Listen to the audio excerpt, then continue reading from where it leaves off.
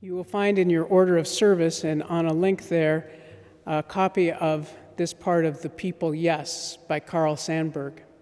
Carl Sandburg was a great American poet writing in the early part of the 20th century. He located himself generally in Chicago. He was also a writer of many biographies and other histories, but he took some time out to write this book-length poem which celebrated the lives of people suffering in the context of the Depression. And in particular, he was impressed by the strength of people in their everyday lives.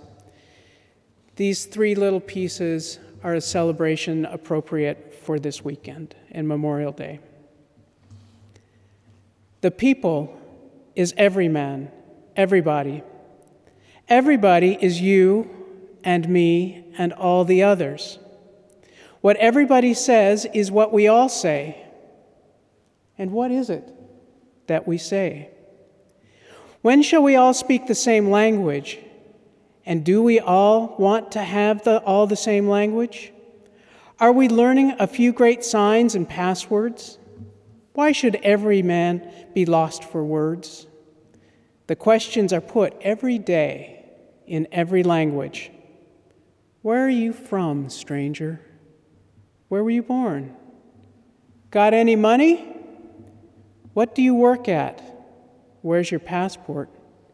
Who are your people? Over the ether crash the languages, and the people listen. They want to hear. They will be told when the next war is ready. The long wars and the short wars will come on the air.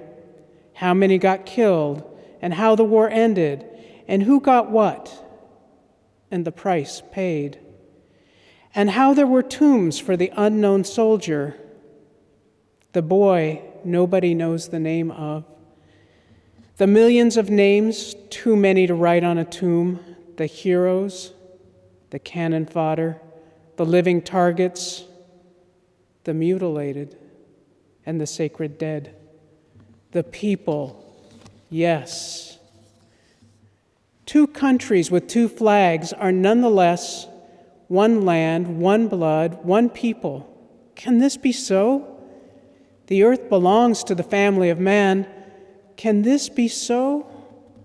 The First World War came, and the cost was laid on the people. The Second World War, the third, what will be the cost? And will it repay the people for what they pay? From the people, the countries get their armies. By the people, the armies are fed, clothed, armed. Out of the smoke and ashes of the war, the people build again their two countries with two flags, even though sometimes it is one land, one blood, one people. Hate is a vapor fixed and mixed. Hate is a vapor blown and thrown, and the war lasts till the hate dies down. And the crazy four horsemen have handed the people hunger and filth and a stink too heavy to stand. Then the earth sends forth bright new grass, and the land begins to breathe easy again, though the hate of the people dies slow and hard. Hate is a lingering, heavy swamp mist. And after the strife of war begins the strife of peace. Hope is a tattered flag and a dream out of time.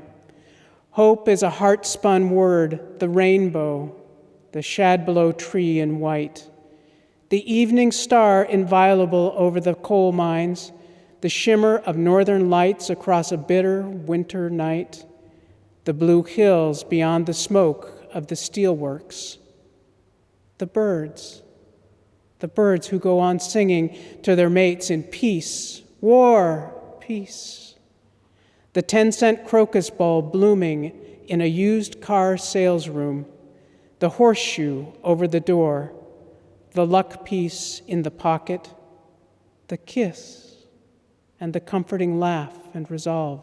Hope is an echo. Hope ties itself yonder and yonder.